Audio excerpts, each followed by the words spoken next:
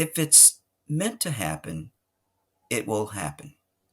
And if everyone could sort of hold on to that, I don't know if it's a philosophy or thought as such, but we realize in life that there are certain things that are, no matter what we do, they're not going to happen.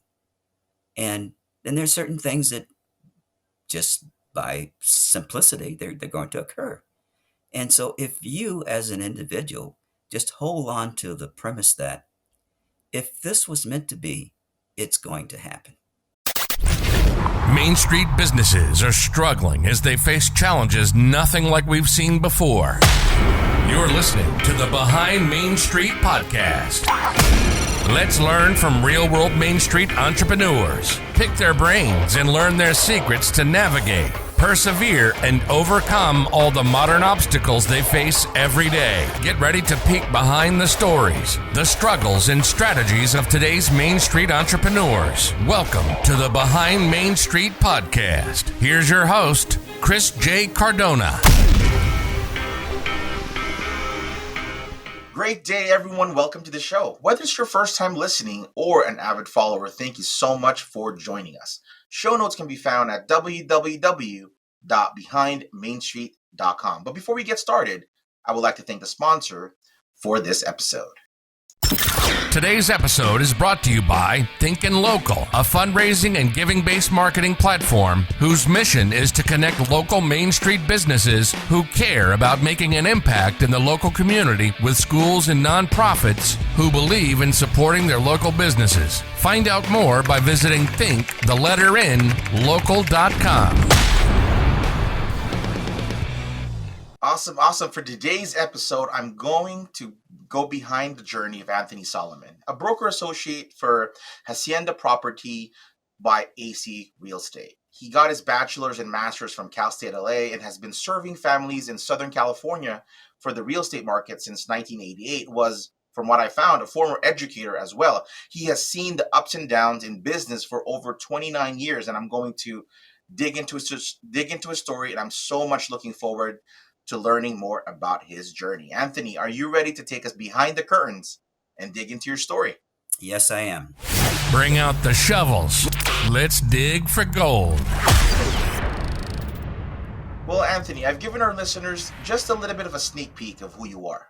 Why don't you tell them a little bit more about yourself and what it is that you do? Well, basically, I am driven to accomplish all of my goals. Probably as an early child, I was always goal-driven. I was always in the mindset of whatever you set out to do, you accomplish that. I received that instruction from my father, who was always as well goal-oriented and just in a position to, whatever you set out to do, accomplish that.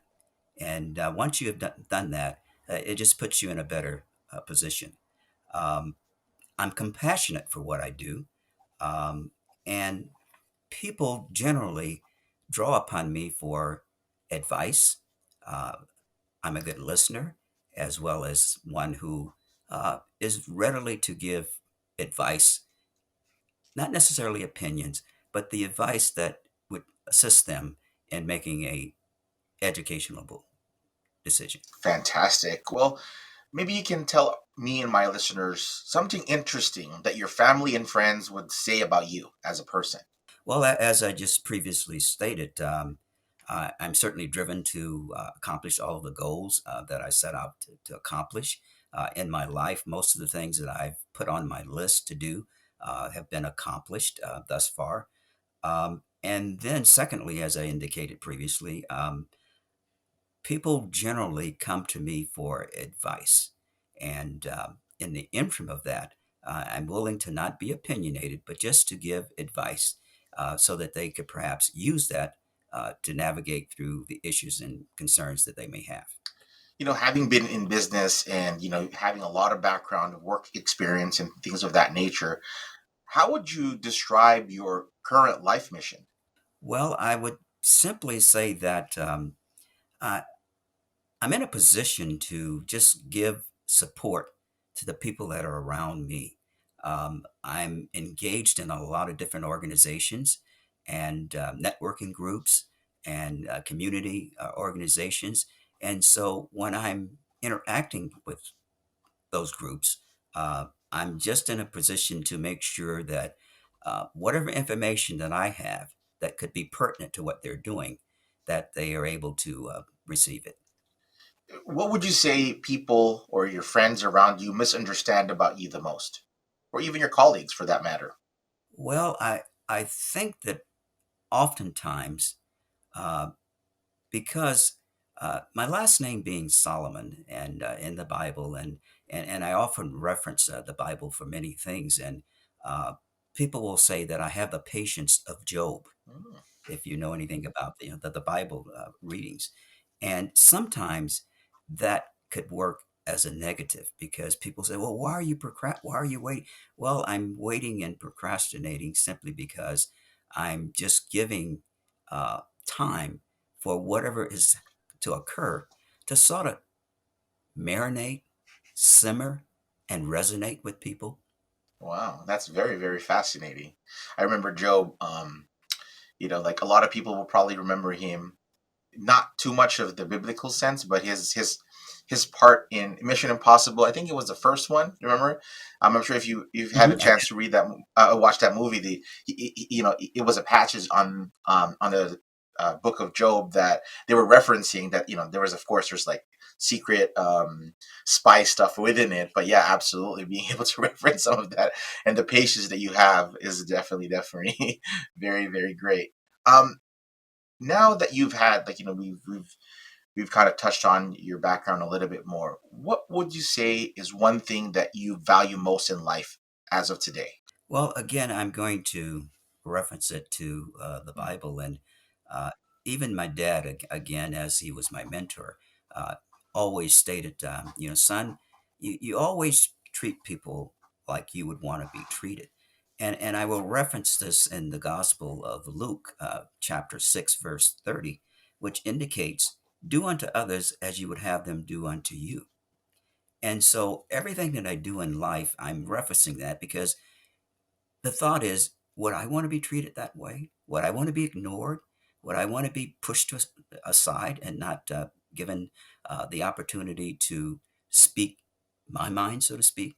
And so, with that, I'm always referencing that. And in the back, before I speak or before I give opinions, I'm saying, now, is this the way in which I would want to be treated? Wow. Well, I'm curious. Today's Sunday. Tomorrow morning, Monday, you wake up with $100 million in your bank account. What would you spend it on? Well, that's an interesting question. Probably if I had to just answer off the cup, the first thing comes to mind is family. Family should be an important, of course, in biblical sense, it's always three things in order. It's family, God, and thirdly, friends and others. And so uh, at this point, and I'm going to mention God as well in this portion, family, making sure that my family is secured. They have all of the things that they need to continue in life, and certainly there are certain things that you can't ever give: happiness, health, and some other kinds of intangibles that just come, uh, just as being an individual. But that would be the first thing that I would do with $100 million, not a million, $100 million. And secondly, I would like to spend a portion of that money to charitable societies. There's several that right now that I donate to the St. Jude's, the Children's Hospital, the Breast Cancer Society.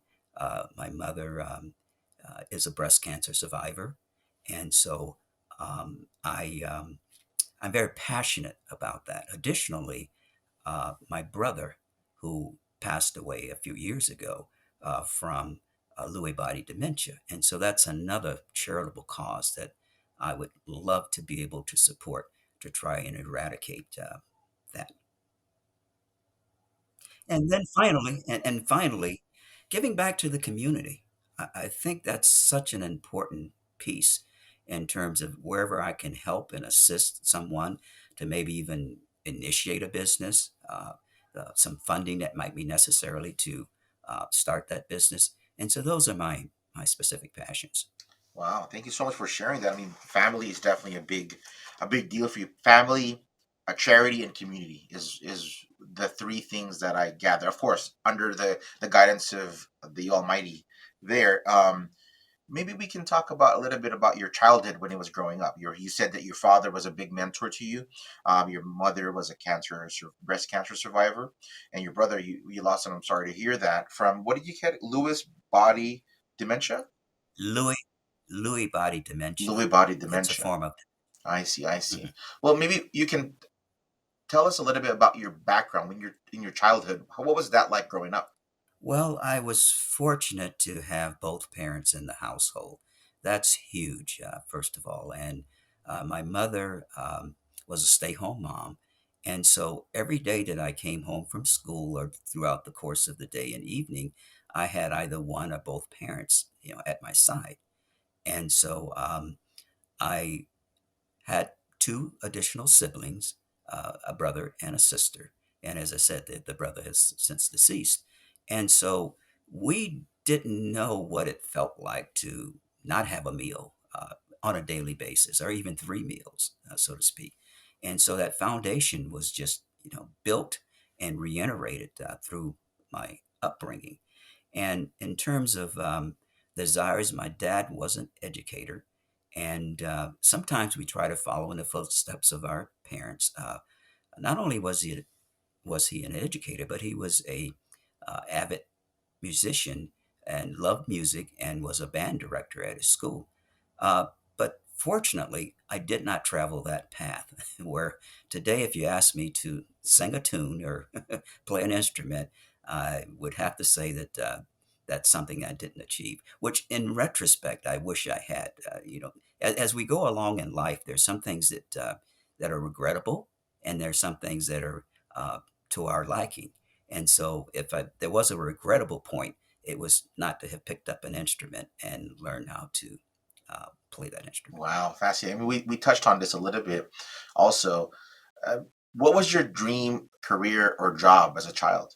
Well, here again, I would have to say, following in the footsteps of my father, I, I had a dream of two things. One, being an educator, as my dad and mom were ultimately. And secondly, um, because I saw the struggles that they had to endure, I said, at some point you might want to consider working for yourself instead of working for someone else. There's so many constraints, when you're working with someone else. There are things that come to light that you say, "Oh my goodness, I sure wish my salary was a few dollars more this month." Uh, and as an entrepreneur, you have some control over that aspect of your life. Wow. Being part of an educational based family, very academic family, was a school like something that you liked school, or was there like something that you were growing up, like a least favorite subject or a more favorite subject for that matter, maybe the subjects that your parents were teaching? It's ironic because I don't know if that, and being an educator as well, uh, as a child, I probably didn't miss very many days of school. And that sort of transcended into my adult life as an educator as well, in that uh, for all of those years that I was an educator, I probably missed work, if you will, maybe a week in 30 plus years, 2 weeks. Wow. And so there was a commitment there on my part. And so the same thing prior to that, of course, as a child, uh, I had no choice. I went to school every day, rain, shine, sleet, or snow, no matter what the climatic conditions were. And oftentimes, of course, as children, do we want? No, no. Well, you're going. Get up. Let's go. It's time to to do what you need to do. And again, in retrospect, I certainly appreciate that aspect because it transcended into my adult life. Wow. Was you mentioned that you were an educator prior to your current career that you've held on for a great number of years, many many decades now. Um, how is that like? So you graduate from college and you get into being an educator. We talked about it offline a little bit. Maybe you can tell our listeners a little bit more about that. You were not only an educator, but you were working in field of discipline. So maybe unpack that for us a little bit. Oh, by all means. As an educator, of course, I started as a classroom instructor. Uh, at that time, we had what we call industrial education courses, and for many kids, oftentimes they're not career path oriented and going into the higher learnings of education, and so with that, we had coursework, industrial classes.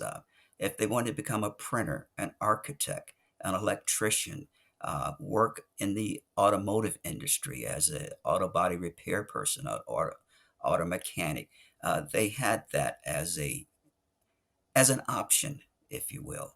And so, with that being said, oftentimes there were students who came to me, and I would have to almost shoo them away. Like, wait a minute, there's another part to your educational process. You have to go to math classes, you have to go to your English classes, and you have to go to your social science classes because you want to be a well rounded individual. But they would say, "But we love it here. We don't." And then I would encourage them, says, "Yes, but that's okay. But in order to do what I do, you're going to have to know finances to some extent. You're going to have to be able to read and properly speak and all of those other attributes that come with being a well-rounded individual." I want to talk about that a little bit more. For me, my grandfather was a university president. My parents were separated. Some listeners have heard that before, and I grew up with my grandparents. And I came from a very academic family as well. My grandma was a professor, same university as my aunts, my mom's sisters, and things of that nature. And one of the things my grandfather was really really like passionate about, his university at that time before was a president. He was the dean of education, and it didn't have a graduate school. So what he did was, I mean, he started as a shop teacher, industrial education, very vocational based, uh, like education, learning, and things of that nature. But he was really about trying to help. At that time, in the Philippines, like when you're working security, because like janitor, custodians, and is what they're called nowadays, he would allow them to graduate college at nights. Um, so he was big into letting like people that may have not gotten that educational path at a younger age to graduate and have the opportunities. But the thing that I was fascinated about was he was also pushing for more vocational things because he felt that not everybody is meant to take a career as a banker, as a business owner, an accountant. Some people are meant for trade. And so I think in today's school, we're sort of pushed into more just I wouldn't say traditional, but more like that type of thing. But what we were finding in today's marketplace, right, with outsourcing and things of that nature, a lot of the jobs that are staying with us are really high skilled jobs, things that you use your hands, you're physically there, and things of that nature. Um, that's sort of where we are today, right? A lot of the stuff like the call center work and things of that nature, that's being shipped out off of the country, which I think in the future, as much as we would like, it's just the trend that's going to happen. You coming from an educational perspective, being in the workforce for such a long time, being a business owner for such a long time, what is your perspective on that? What do you think in the future our kids need? Because I have little ones. I have four kids. I have a 14, a 9, an 8, and a 3-year old. I wanted to kind of pick your brain selfishly for my own being a parent for what things you've seen these changes. What should I prepare for a little bit? Well, it's an interesting question, and to just give my Yes, opinion please. on that, uh, I would say that as long as I was in the educational arena, um, I never forced students to take a direct path. Unfortunately, as they were counseled in a counseling center, we all had counselors, not we, but yeah, we all did. And we would go to them and they would map out a plan for us. And say, well, you look like you're on the path for academics, and with that, it's a 4-year university, and if you're planning to do something more than that, it may be 8 year if you're going into the medical field, et cetera, et cetera. Yeah, but for some of you, none of those are of interest, and so perhaps you might be looking at the industry where you're hands on. Hands on meaning that you're a plumber, you're an electrician, um, you do those kinds of things that are in today's society actually are quite commendable because they do very well financially today. And so to some extent, they can set their own hours and times, and you call them and make an appointment and says, "Well, I can be there Thursday at 8 a.m. to do that." Well, in a typical type of environment, uh, you don't have that luxury. And so uh, I would just say to individuals that are looking, and even parents that are looking, please, for some reason, do not try and steer your children into certain paths. For me, fortunately, in the time and era that I grew up, it was just a given, and you just didn't, you didn't question it. Oh, my dad is a policeman. Oh, my dad is an electrician. And so you just aspire to follow in his footsteps or their footsteps. And so in today's society, again, not to reiterate on that, but let's just give those children some options. And if they desire to be whatever they want to be, even though that might not be your desire, but it's their life. Yeah, that's great. That's very Solomon-like advice. Very, very wise. So growing up in a like educational background, you being an educator, when you look back at it, was there something in your childhood that when you kind of think back to today, you feel that it sort of led you to your journey and to where you are exactly to this point in life? Well, again, if I've not previously stated that, my father was a powerful influencer and in helping me to make a number of decisions that I made. And so my journey towards education, as I said, was just sort of something that uh, was given. And then once I embarked upon that, I found that that was where I needed to be. Sometimes you take a journey and you take there's a fork in the road and you decide to go either to the right or to the left. And for me, fortunately, I went to the right and I enjoyed what I did. As an educator, I enjoyed empowering others. And of course, when I became an administrator, it took a different turn because now I'm dealing more in the realm of adults and I'm helping children, but from a different vantage point as such. And so, with all of that being said, you want to be in a situation where you enjoy what you do and you're empowered to that enjoyment. And so the path that I took ultimately was one that I don't at this point have any extreme regrets for. Gotcha. Well, now that we've gotten to know your story a little bit more, are you ready to go deeper? Absolutely. Let's take this conversation behind the alleys and go deeper. Well, I want to talk about now your journey of entrepreneurship. What does being a local Main Street entrepreneur mean to you? Well, first of all, I am a part of several organizations, and those organizations allow me to do a tremendous amount of networking, um, not just to highlight my product or my services, but to engage in others, what they may have to offer. And I'm a part of an organization. It's called Christian Brothers. Uh, I'm sorry, Christian Partners Networking, Business Partners Networking Group. And it's a core of individuals who all have small businesses. They're all entrepreneurs and they share their experiences with one another and their products. And so, if, for example, Chris, you needed a specific service and I had a path to that service, and first of all, there's a key word Christian. That means a lot to most individuals. And so, if you know that not only are you getting this service from a Christian, which is in the forefront, it sort of opens the door. Well, this person's probably going to do right by me. I don't know if you've had the experience of going to an auto mechanic, in which I've had that experience, and not knowing what the heck is going on. And they says, well, you need a new radiator. Oh, you need this, you need that. I have a mechanic who is a part of the Christian business organization that I trust wholeheartedly, because there have been times when I've gone in and he says, well, you don't really need anything today. And I mean, I'm in awe. What mechanic says you don't need anything at all? No services. Or I've conversely gone in for an oil change, and they've said, well, in addition to an oil change, you need such and such, but we can defer that for a moment. You don't need to have that today. And so it's that kind of interaction and networking that allows me to be able to trust individuals and to work with them and to align myself with those various individuals. Being part of it, like we talked about earlier, an education based family, was entrepreneurship on your radar, even as a child?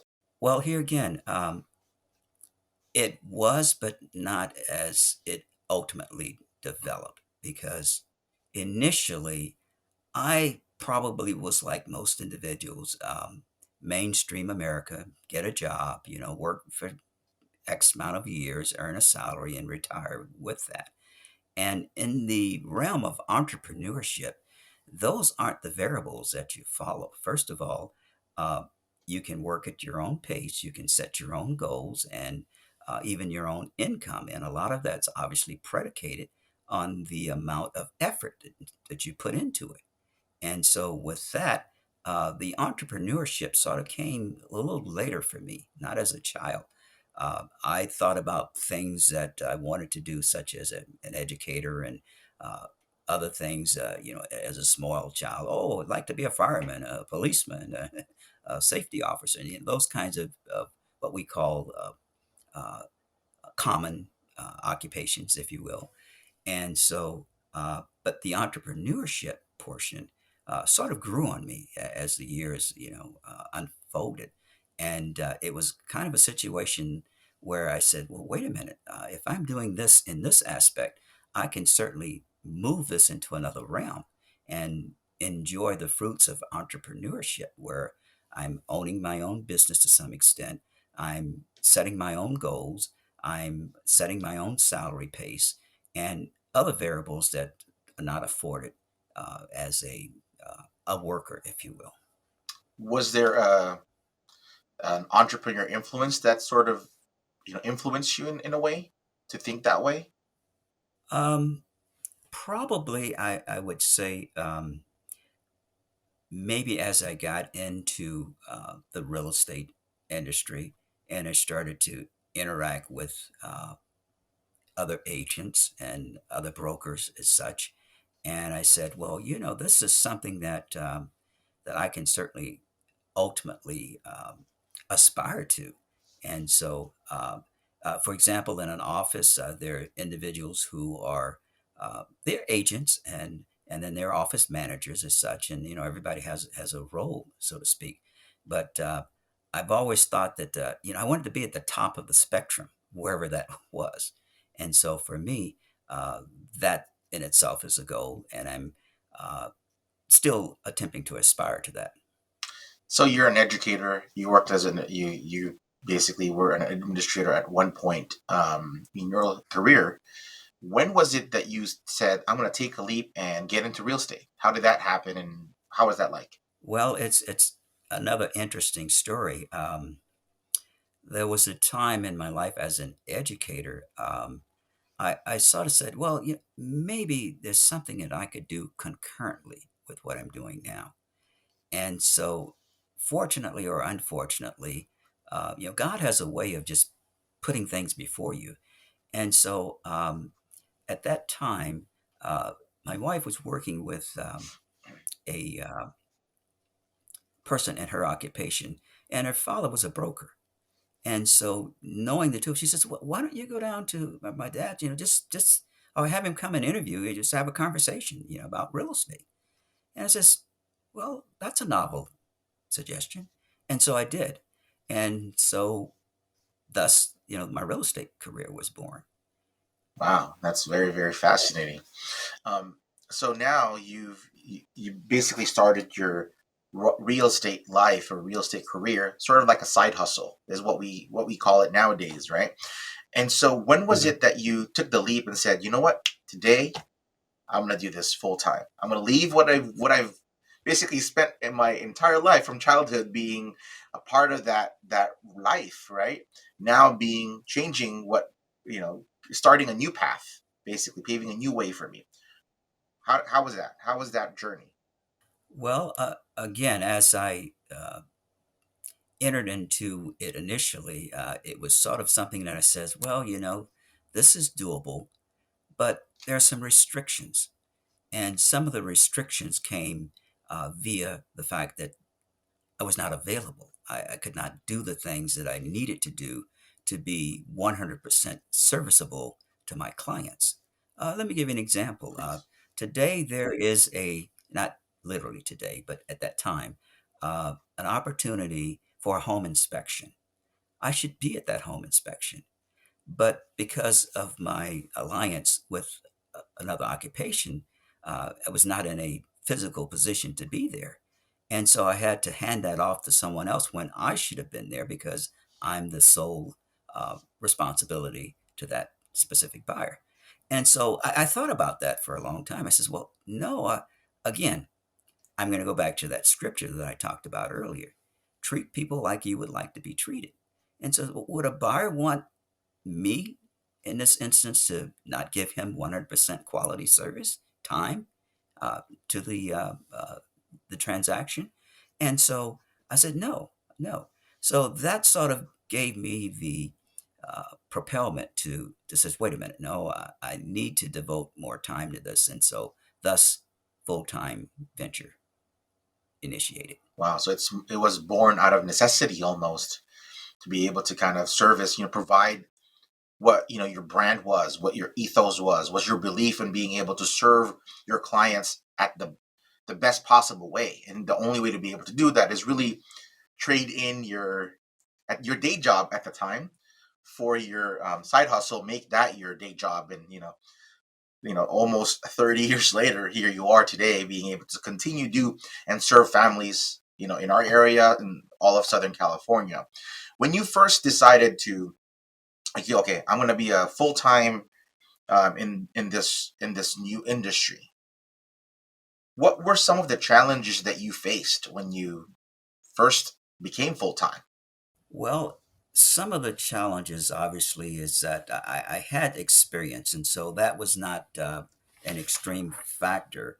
Um, it was almost as if I needed to reconcile with myself and say, okay, if this is the path that I'm going to take, then I need to dedicate all my resources. I need to be in a place where I'm properly uh, educated, meaning with the latest technology, the latest updates, and so that I can continue to service those individuals in a manner in which they need to be serviced. As you know, we're in a different spectrum, so to speak, today, with the influence of the internet, and you can Google things and social media sites. As a matter of fact, I'm on most social media platforms: Facebook, Instagram, Twitter. You name it. I've decided to join those because again, it gives me the opportunity to have a greater degree of exposure. Well, having had a lot of experience, what would you say in business and life you would consider non-negotiable for you? You know that again. I think about what is ethical or non ethical. And for me, it's important that I be ethical in everything that I do. There's a certain code uh, in the real estate industry, and ethics plays an important part of that. As a matter of fact, even when you have the real estate examination, there's several questions that uh, allude to being ethical. And so for me, that's of paramount importance. In other words, if someone wants me to do something that is non or unethical, I'm not going to do that uh, under no circumstances. as we know in today's society, there are certain ways that people can uh, influence, encourage, with handing out dollars as such, to encourage you to. And we hear about this in all spectrum politics, specifically, and there are people that have been sort of exposed as a result of being non-ethical and doing things that was not in the better interest of not just themselves but society as a whole. And so, if I had to give it a specific term, it was just that I would never be unethical. Gotcha, gotcha. Well, what do you wish that you knew prior to your full time entrepreneurial journey? I wish that I had a roadmap to some extent. We don't get that in life, unfortunately. A lot of things, and even when business, we know that businesses, most of them fail within the first 5 years. Why do they fail? They fail because the entrepreneur does not have the experience. They do not have the insight. They do not have the ability to foresee uh, things that might come up in the near or distant future. And so, with that being said, it's just helpful to be able to have that insight, and it helps you to be able to proceed in a fashion that's workable and doable for you. What would you say then has been the most important part of your entire entrepreneurial journey thus far? It's again interesting because I have a couple other businesses as well, and we won't get into that now. Maybe in a subsequent podcast. Uh, but for me, what's important is my 5 minute story. Everyone should have a story, and a story depicts your journey. And in that depiction, there's several questions that you want to ask yourself. Why am I doing this? What am I doing? And ultimately, who do I want to benefit from this experience? And so, in a 5 minute story, and that's what it is, it's almost like in our Christian business partner meeting, we have what we call a 30-second elevator speech presentation, and it's 30 seconds, not 30 minutes. And so, in 5 minutes, you should be able to answer those questions, and it helps individuals to gather some additional insight as to who you are. Wow, fascinating. That's definitely a great nugget for our listeners, myself and our listeners included, to be able to take away and apply it to our business on a day to day basis. Because we do a lot of those networking. Sometimes, we do the 30-second. You get the introduction for 30 seconds, but sometimes you are allotted to 5 minutes, to have a genuine conversation. It's not necessarily that you're going to speak for 5 minutes, but be able to have a 5 minute quick conversation and kind of unpacking your story bit by bit as you're conversating with your colleague or your business colleague and stuff like that. So being able to have that down is definitely an essential part to being able to conduct any business. Because a lot of times, we're always in that room. You're talking to someone and he says, "So what do you do?" And then you're scrambling, like, well, I kind of do this, I kind of do that. It's like you're having that pitch on your mind, being able to just, okay, well, this is what I do, this is how I serve, this is how you would benefit from working with me. These are type of businesses that I'm looking for. It's a lot easier for you to be able to respect the time also of the other party that you're conversating with, instead of rambling on and on and on of exactly trying to explain what it is that you do. So thank you for sharing that. If you could have one superpower, what would it be? But before you answer that, let's take a quick break.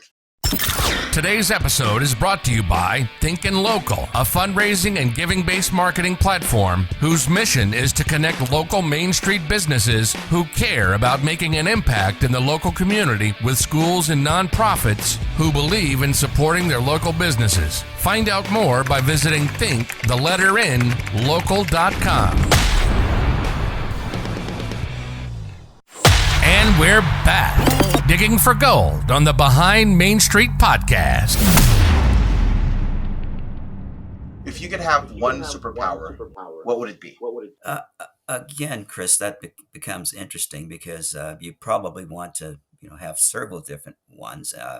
I can name tons of different superpowers, but one that would be beneficial to me, and I would imagine most individuals, is to be able to look into the future and see those pitfalls, those stumbling blocks, those things that are going to arise, and you have no way of counteracting them in the present.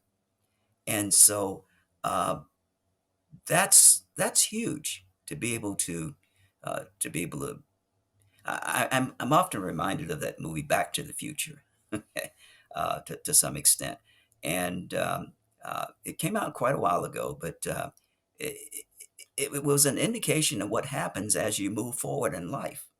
And so, if I had that ability, then I could have said to you just momentarily, well, Chris, you're going to have some audio issues, and you better get prepared for those as such.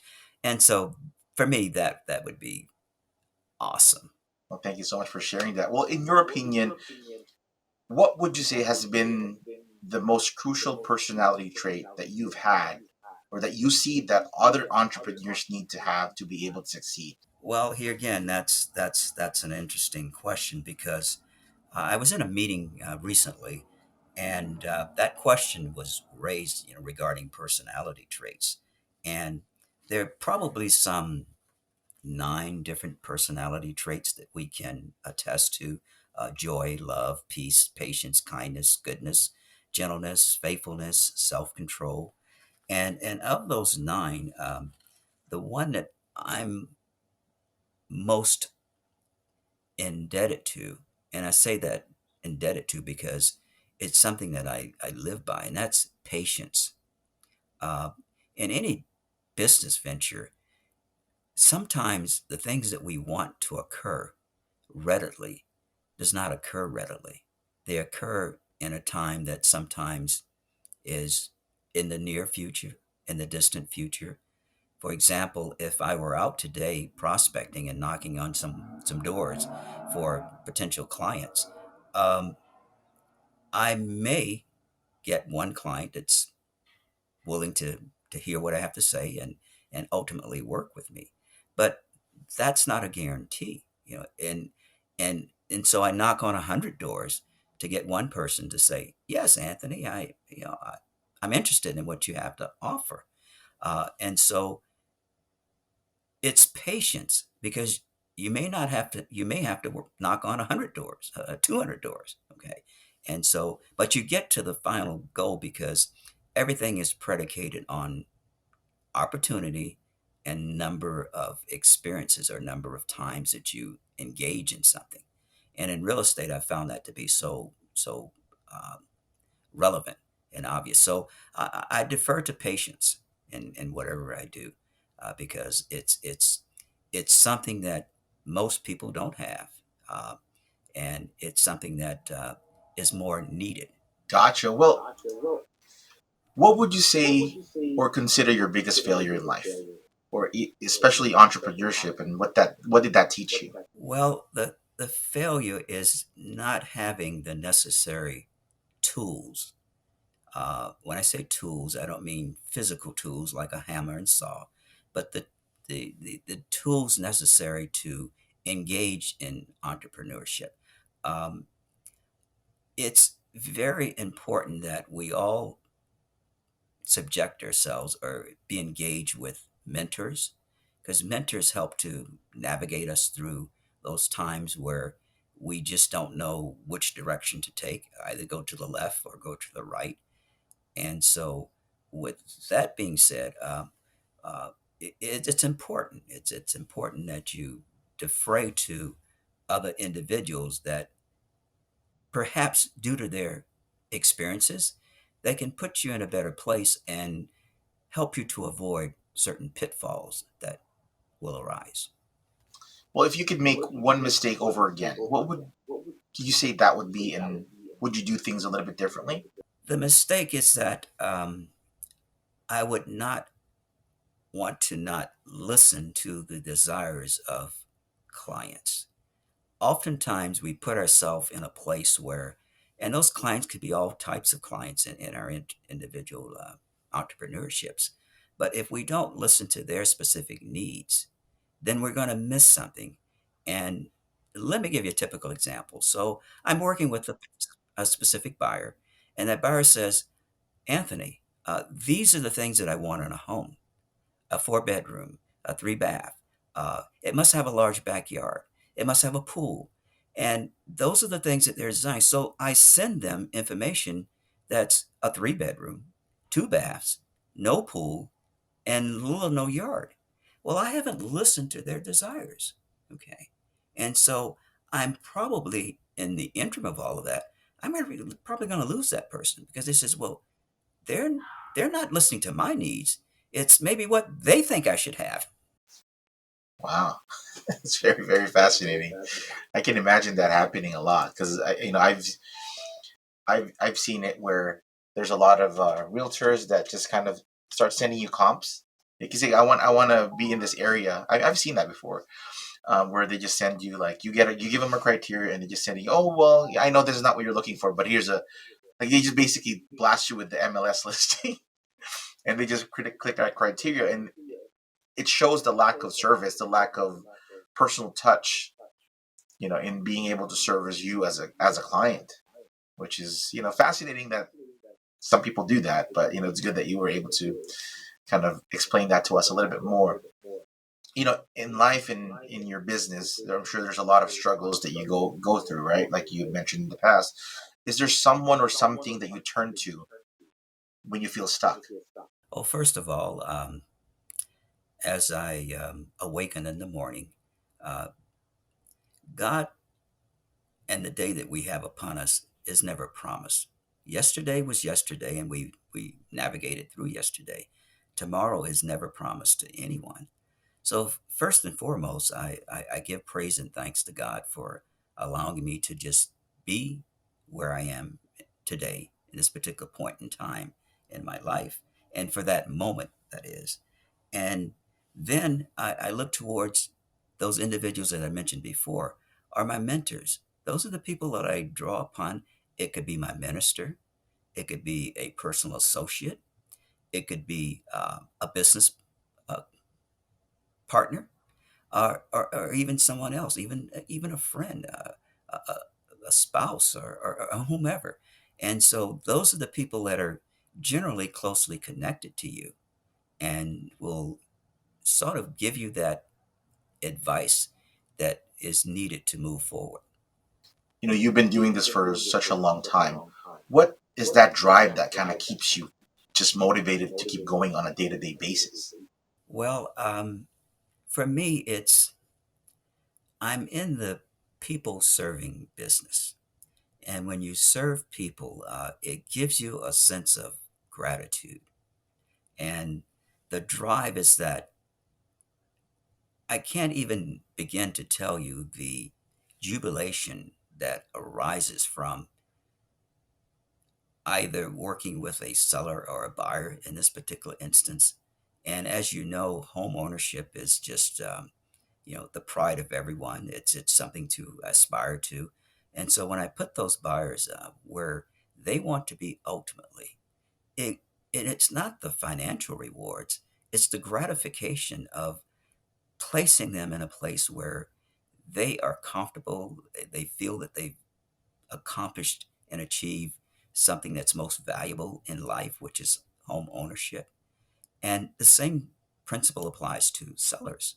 You know, uh, I go in on a listing presentation, for example, and first of all, I introduce myself. I get to know a little bit more about them because in order for people to work with you, they first have to kind of know you, like you, and trust you. And those are extreme components that are inseparable in getting to know an individual or family. And so you go in with that mindset that you're going to get to know a little bit more about this person, and ultimately you'll be able to help them in their needs. What would you say throughout your journey has been your biggest aha moments in business? I don't know if this is an actual an aha moment, but my philosophy Chris, is that if it's meant to happen, it will happen. And if everyone could sort of hold on to that, I don't know if it's a philosophy or thought as such, but we realize in life that there are certain things that are, no matter what we do, they're not going to happen. And then there's certain things that just by simplicity, they're going to occur. And so if you as an individual just hold on to the premise that if this was meant to be, it's going to happen. If you could talk to your 18-year-old self, what advice would you give him? I'd have to go back in time to do that, but I'm willing to do that. If I could talk to my 18-year-old self, of course we're in a different era and point in time at 18.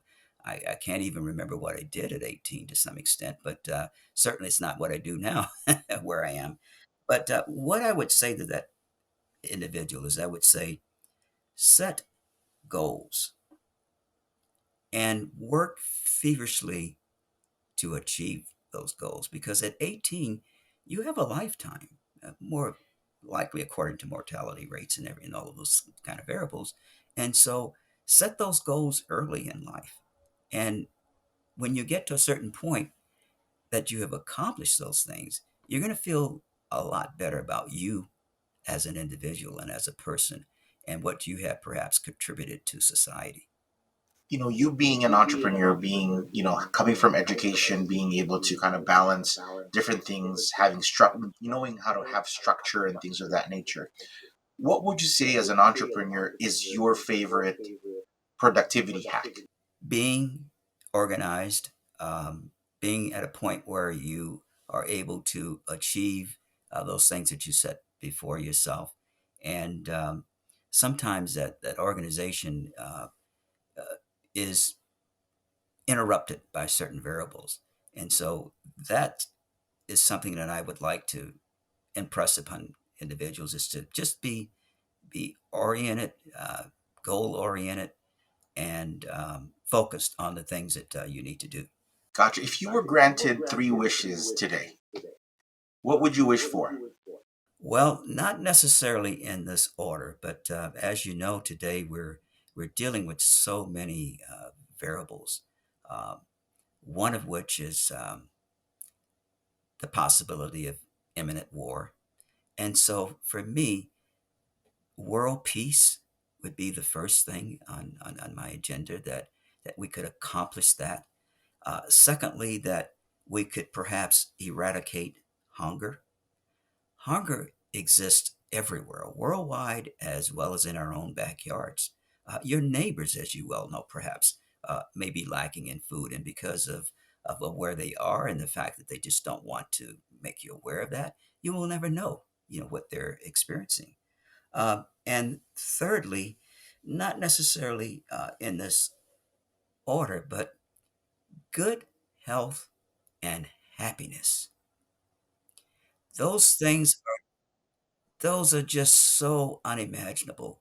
Without good health, uh, you just are not in a frame to do anything, because you're focusing and your concentration is on your self-being, your health uh, status.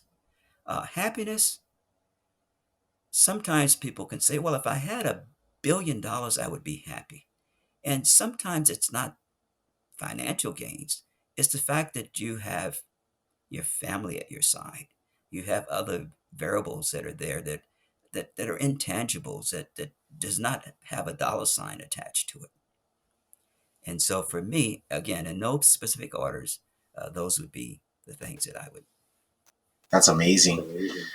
wish. I think happiness, with your wish, I think it's one thing that as a society now we're so dopamine driven, like waiting for notifications on our phone.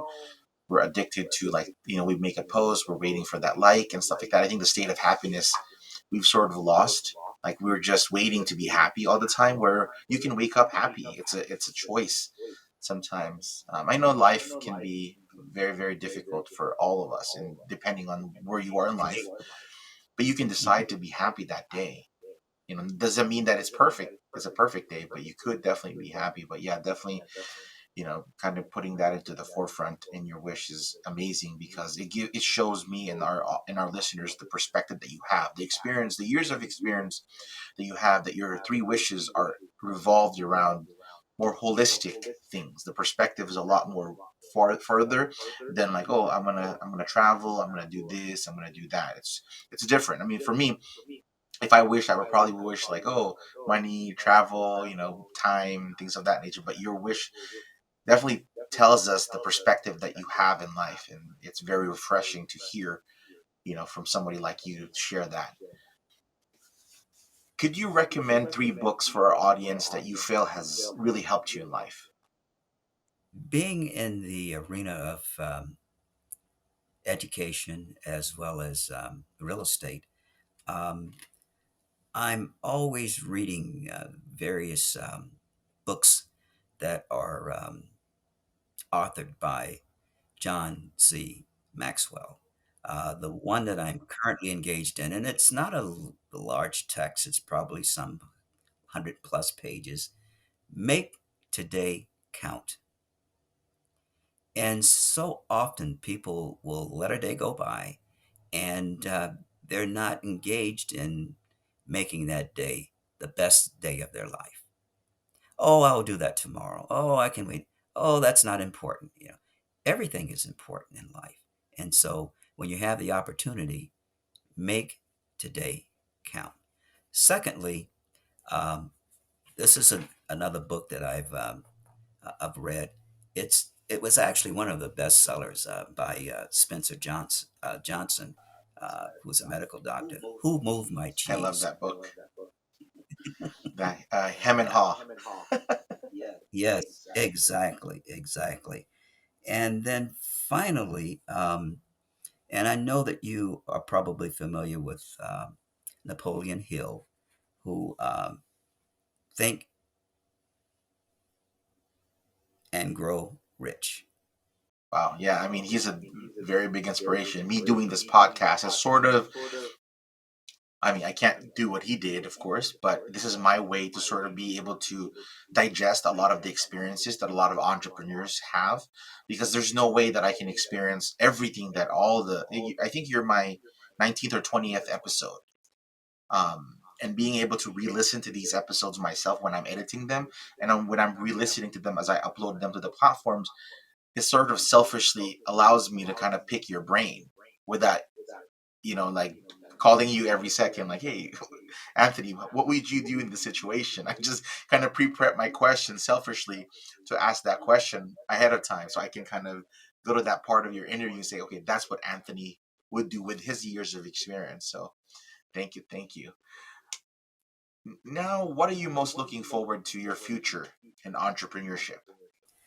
Um, I'm looking to, as you know, and other that might be listening to this at some point, um, I'm always reminded that we should never stop dreaming. We should never stop setting goals because that will continue our relationship, not only just with ourselves, but with others as well. And so, is that attainable? Is that doable? Absolutely, by all means. Is there any question that you wish I asked you that I didn't get a chance to in this interview? The interview was very inclusive. It dealt with not only just me personally, but other aspects of what I do as an entrepreneur. Um, I can't think of anything as that should have been asked that was not asked at this point. Well, in closing, what is one piece of practical advice that you can share with our listeners in their journey of entrepreneurship? And again, I'm going to defray to as you proceed in your journey of entrepreneurship, um, like any journey, uh, prior to engaging in that journey, uh, get the necessary tools that are necessary to allow you to proceed in that journey. Oftentimes, we start things and we're ill equipped with the necessary either education or the necessary tools or the necessary resources. And so I'm reminded of a recent chamber. I'm a member of the Chino Valley Chamber, and there was a board panel recently. And one of the gentlemen in that panel alluded to that. He said, oftentimes businesses will start a journey, but they have no resources, they have no direction, they have no mentors, and they just are starting. Let me give you a typical example. An entrepreneur found a building, found the perfect place to start the business, and in the interim of that, they found out that certain things that they were attempting to do in that building were not allowable by the city. And so, again, it's just an effort to make sure that all your I's are dotted and your T's are crossed in any process. Absolutely. Where can listeners learn more about you and your company? Again, I have various resources. I have my own personal Facebook page. I have a business Facebook page. I'm active on Instagram, LinkedIn, as well as Twitter. Thank you so much, Anthony. I really appreciate you being such a great guest on this show and for giving me and our listeners actionable nuggets that we can apply to our daily lives and business. I would like to invite our listeners to please connect with Anthony from Hacienda Properties by AC Realty. I will have this information on the description of this episode. I also ask you to do connect with me if you would like to be a guest or would like to suggest a guest. Also, please do share, subscribe, leave a rating, review. I would very much appreciate your honest feedback, which helps me continually provide impactful content that I hope you will find valuable. And remember, every day that you face adversity, think of it as an opportunity to find the gold inside you. Until next time, have a success-filled day. Thanks for listening to the Behind Main Street podcast. If you enjoyed this episode and you'd like to help support the podcast, please share it with others, post about it on social media, or leave a rating and review. Remember to visit www.behindmainstreet.com.